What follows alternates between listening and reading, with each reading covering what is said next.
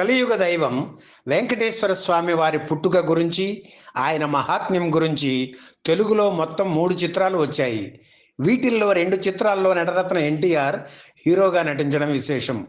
తొలి చిత్రం వెంకటేశ్వర మహాత్మ్యం, బాలాజీ అనే 2 పేర్లతో రూపుదిద్దుకుంది.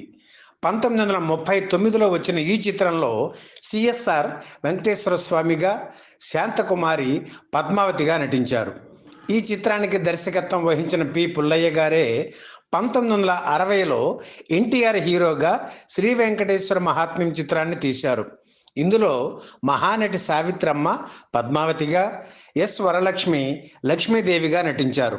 షావుకారు జానకి ఎరుకలసానిగా నటించారు. ఇందులో శేషశైలవాస శ్రీ వెంకటేశ పాటను మధుర గాయకుడు ఘంటసాల పాడడమే కాకుండా సినిమాలో కూడా నటించారు. ఇక 3వ చిత్రం శ్రీ తిరుపతి వెంకటేశ్వర కళ్యాణం చిత్రాన్ని స్వీయ దర్శకత్వంలో నిర్మించి నటించారు. ఇందులో పద్మావతిగా జయప్రద, లక్ష్మీదేవిగా జయసుధ, ఇరుకలసానిగా జయచిత్ర నటించారు. బాలకృష్ణ నారదుడిగా నటించిన ఏకైక చిత్రం ఇదే. పాతాళ భైరవి చిత్ర కథానాయిక మాలతి చివరి చిత్రం కూడా ఇదే. 1979 సెప్టెంబర్ 28న శ్రీ తిరుపతి వెంకటేశ్వర కళ్యాణం చిత్రం విడుదలయ్యి అపజయం పొందింది. ఈ సినిమా తరువాత పౌరాణిక చిత్రాలకు ఎన్టీఆర్ స్వస్తి పలికారు.